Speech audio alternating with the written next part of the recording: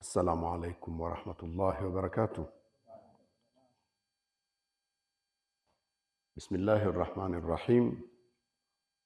الحمد لله رب العالمين، والصلاة والسلام على رسول الله نبينا محمد صلى الله عليه وآله وصحبه ومن تبعهم بإحسان إلى يوم الدين. رب اشرح لي صدري ويسر لي أمري واhlul uqdatan min lisani yafqahu qawli.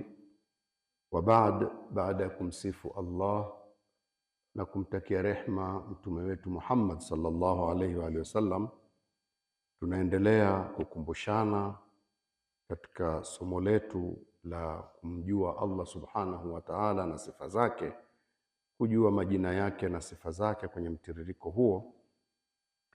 Leo tutaanza kwenye kipengele kinachoonyesha Uislamu ulivyogawanyika kimaisha. Taratibu zake umegawanyika kwenye vipengele gani vya kimaisha?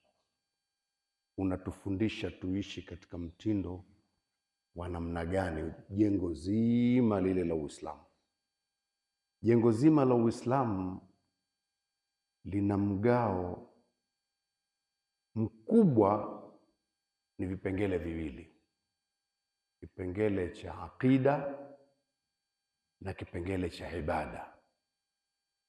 Lakini katika huo mgao wa vipengele viwili, kipengele cha ibada nacho wanazuoni wakakigawa nacho kipengele cha ibada. Ibada ziko za namna gani? Kuna ibada zile za nembo kabisa za ibada zinazoonekana kwenye nguzo tano za Uislamu. Halafu baada ya hapo kuna kuja ibada zilizochukua sura ya muamalat, mahusiano ya kijamii, biashara, ndoa na vinginevyo. Halafu kinakuja kipengele cha akhlaq. Kwa hiyo inakuwa sasa akhlaq ni tabia za watu wanavyoishi, maadili. Kwa hiyo inakuwa kuna aqida, itikadi, mambo ya kiroho, nguzo sita za Uislamu za imani. Halafu ibadati zikachukuliwa nembo kabisa zinazoonekana katika Uislamu, nembo tano, nguzo tano za Uislamu. Halafu ndani yake kuna muamalat, taratibu zetu za maisha hizi za kila siku: uza, nunua, funga ndoa, tembea huku, mpe, chukua, mnaishi vipi. Na ndani ya muamalati kuna akhlaq, maadili ya watu, kuwa na haya, ukweli, uaminifu, vitu kama hivi. Ndio jengo zima liko hivyo. Na katika mtindo huu ulivyo, hiki kipengele cha aqida, itikadi, hiki ni kipengele muhimu mno. Kipengele hiki ni kipengele cha kumpwekesha Allah subhanahu wa ta'ala, kumpwekesha katika sifa zake na matendo yake, na kuwa yeye yuko peke yake. Kwenye matendo na sifa havifanani. Laisa kamithlihi shay'un, Allah anazungumza hivyo, hakuna kama mfano wake. A'udhu billahi minash shaitani rajim. Laisa kamithlihi shay'un, hakuna kama mfano wake yeye. Lakini aya ikamalizikia wa huwa samiul basir, naye anasikia sana na mwenye kuona sana. Mtu kidogo kidogo, ghafla ghafla tu anasema amesema hakuna kama mfano wake, mbona anasikia na kuona? Lakini sikiliza inavyosema, anasikia sana na kuona sana. Wewe unasikia sana?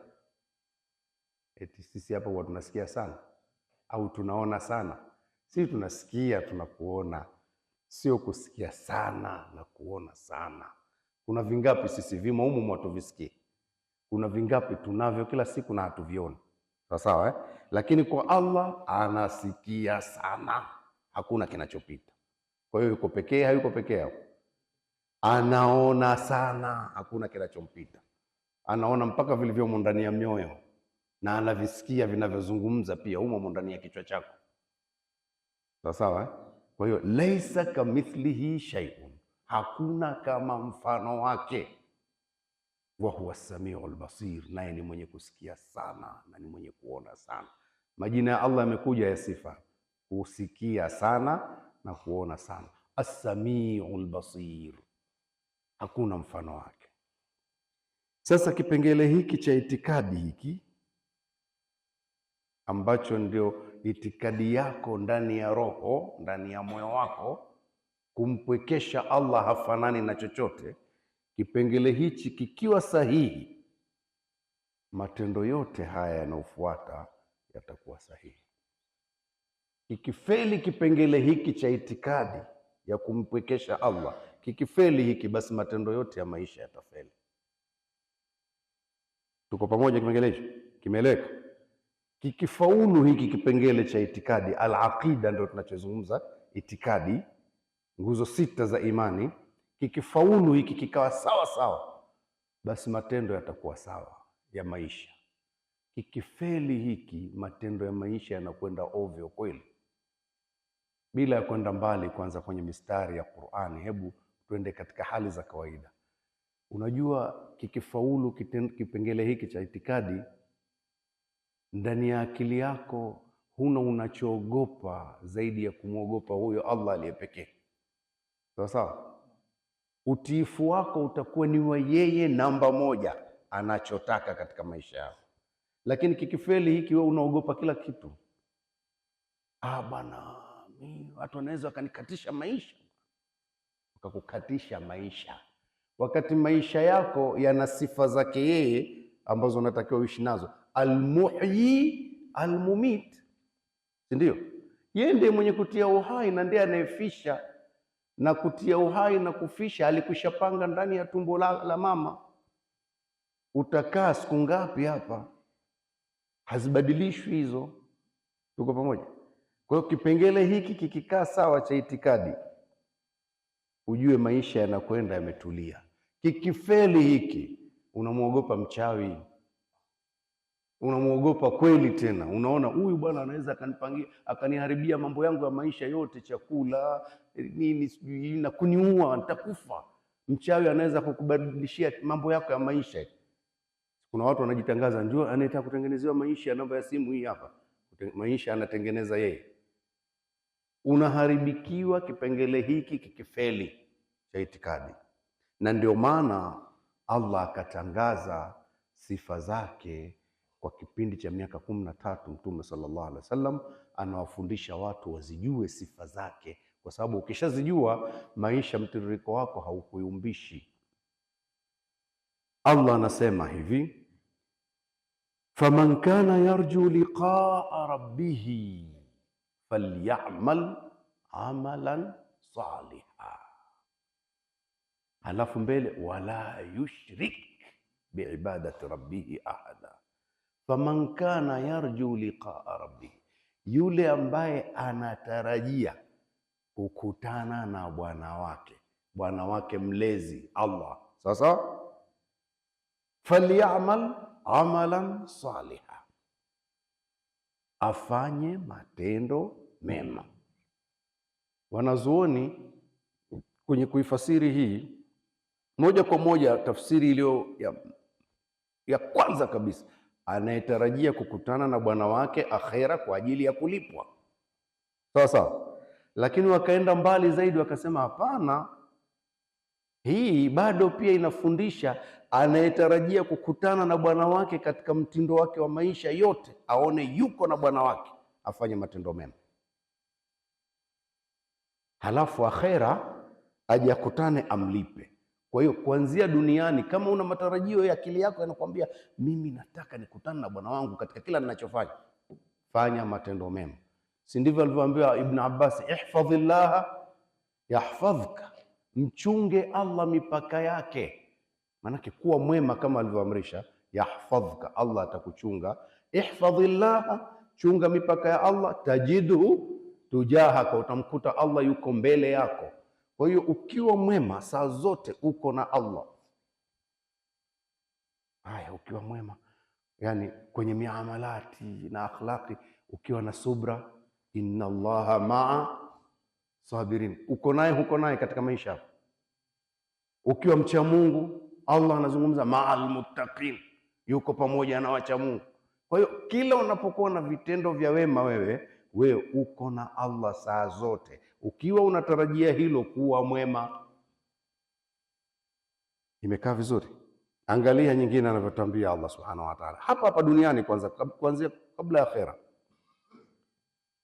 Anasemaje Allah subhanahu wa ta'ala? Man amila salihan min dhakarin au untha wa huwa mu'minun falanuhyiyannahu hayatan tayyiba, mwenye kufanya mema, min dhakarin, au awe mwanamume au untha au mwanamke, wa huwa mu'minun, naye ni muumini, ana itikadi sahihi, falanuhyiyannahu hayatan tayyiba, tutamfanya aishi maisha mazuri. Yuko na Allah saa zote, mambo yake hatetereki.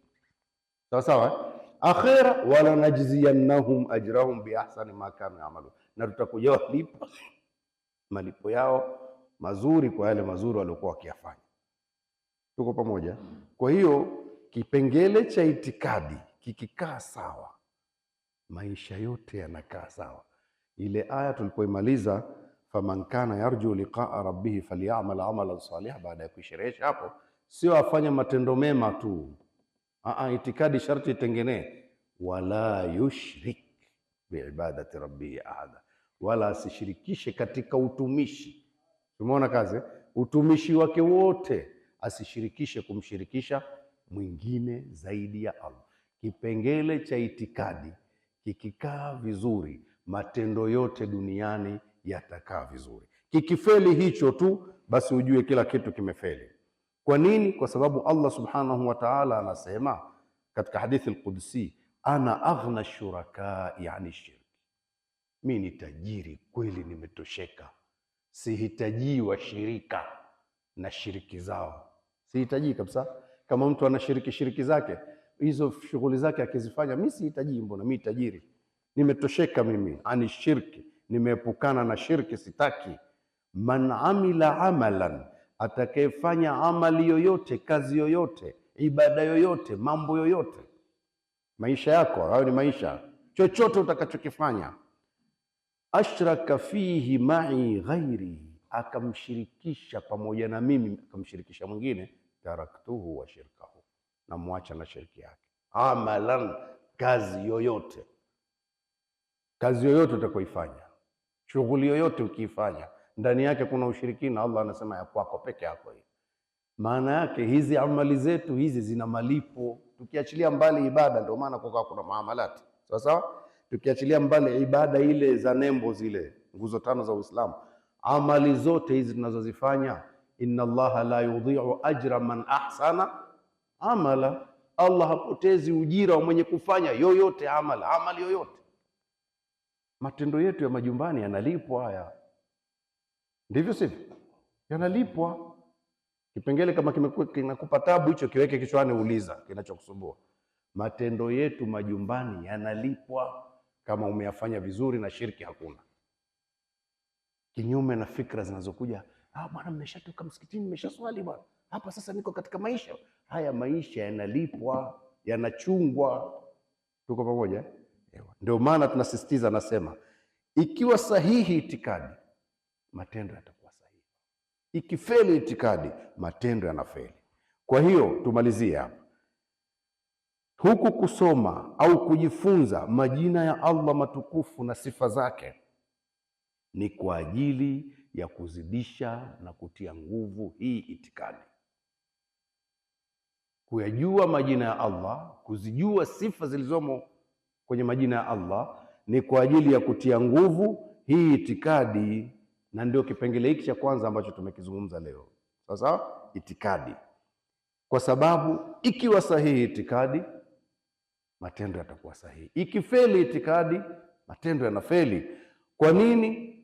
Maisha yetu yote yana athari zinazoakisi katika itikadi zetu. Ukimwangalia mtu tukimaisha, huyu vipi? Mbona ana vitu havieleweki, itikadi yake sio sahihi. Huyu anaitakidi Mungu zaidi ya mmoja. Huyu vipi? Huyu itikadi yake Mungu muumba pia ni ng'ombe, naye ni Mungu. Anajua kuna Mungu yule muumba mbingu na ardhi, lakini anaona hawezi kufika kwa Mungu huyu bila kupitia kwa ng'ombe. huyu bwana mbona mambo anayofanya haeleweki? Huyu itikadi yake bwana anaona bila ya kwenda kwenye kaburi la babu jambo haliwi. Umeelewa? Yaani bila ya kufika kwenye makaburi ya babu jambo haliwi. Kwa hiyo kuna kipindi lazima waende na wajukuu na nini wakashtakie babu, baba, wajukuu zako wana matatizo na hivi na hivi, tuliona hatujaja siku nyingi, tumekuja kuomba radhi. Mambo yanaharibika. Itikadi ikiwa sahihi, maisha yanaonekana yananyooka, lakini itikadi ya Mungu mmoja kumpwekesha ikiwa sio sahihi, vitu vingi vinaharibika.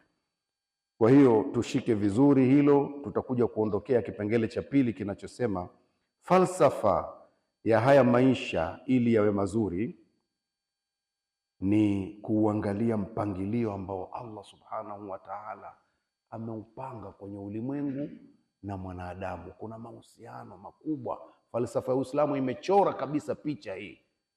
Tizama ulimwengu, jitizame na wewe, vyote hivi pamoja vinakwenda vyenyewe. Sawa? Tukiangalia hilo vizuri, tukiona haviendi vyenyewe, basi kumbe huyu aliyekuwa anaviendesha lazima tumpwekeshe katika kila kitu.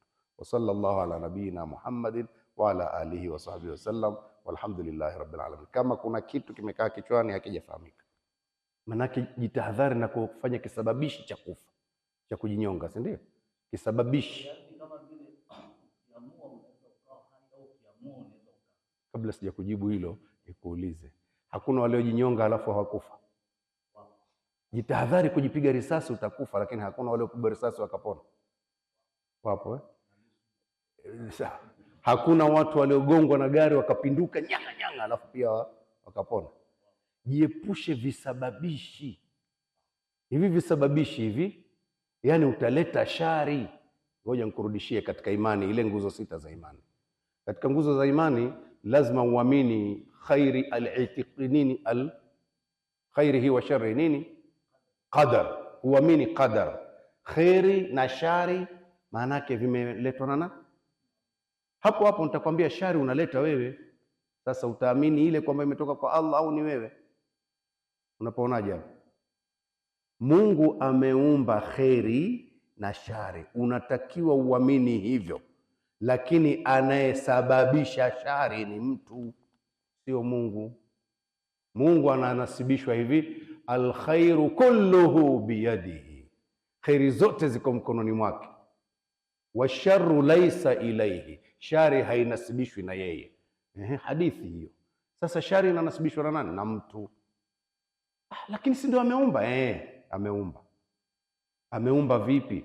Viko amekwisha viumba. Alipokwisha viumba kheri na shari, alipotangaza kubeba amana, viumbe wengine wakakataa. Mwanadamu alikubali? Hakukubali? Alisema nitabeba amana, ndivyo sivyo? Si unalijua hilo? Mwanadamu alisema mimi nitabeba amana, akakabidhiwa amana. Tabia ya amana, ukikabidhiwa unatakiwa ufanye unavyotaka wewe au yule aliyekupa amana. Sasa Allah akachukua amana yote akaingiza chupani, kwenye chupa. Amana yote ibebe. Kheri na shari vimo humu. Peleka pahali fulani, beba hivi. Ukabeba. Si ndio umekabidhiwa? Umetakiwa peleka pahali fulani mpaka ifike hii. Sawa? Sawa. Wakati umeibeba amana unaichungulia. Unaigeuza, chupa inakuonyesha kuna vitu mle ndani. Na Ibilisi anakuambia wewe sasa unabeba hata uangalii. Unataka kuangalia, hebu angalia. Unapindua unaangalia. Na chupa ina mfuniko juu. Bwana, hebu nione bwana. Ukafungua, ulipofungua ukatoka mle. Ulipotoka hii unafunga. Lakini umeshafungua. Umekwisha fungua ndio umeiona shari imetoka. Sasa alileta shari ni wewe au ni Mungu? Wewe. Visababishi Mungu alishaumba vipo. Kwa hiyo hata yale mauti yako yapo, lakini visababishi vya mauti ni wewe. Na kuna wakati Mungu anatoa roho bila kisababishi kukuonyesha kwamba ndiye anayesimamia. Kwa hiyo usiendeshe gari vibaya. Unasababisha vifo, unaleta shari, unahukumiwa na hizi shari. Hata kupata mtoto, anayeleta mtoto ni nani? Ni Allah. Lakini visababishi Kwa hiyo kufuata sababu kupo duniani, na kuna katazwa. Wewe ukikatazwa acha hii, acha. Ndio makatazo yako hivyo, fanya hivi, fanya, itabaki kheri tupu. Lakini binti, wewe nakulea mwanangu kuwa mzuri, usikubali kushawishiwa mpaka mume aje kuoe. Sawa sawa, lakini uwezo wa kubeba amana hii anao au hana? Anao au hana? Anao. Anasema bwana chelewa bwana, mzee ananichelewesha mimi, mvulana nimempenda, na anakubali ushawishi, anakwenda naye. Akishakwenda naye kamweka mimba, amemwacha peke yake. Aliyesababisha shari ni nani? Ni yeye au ni Mungu? Meleka. Wa sallallahu ala nabiyina Muhammadin wa ala alihi wasallam. Alhamdulillah rabbil alamin.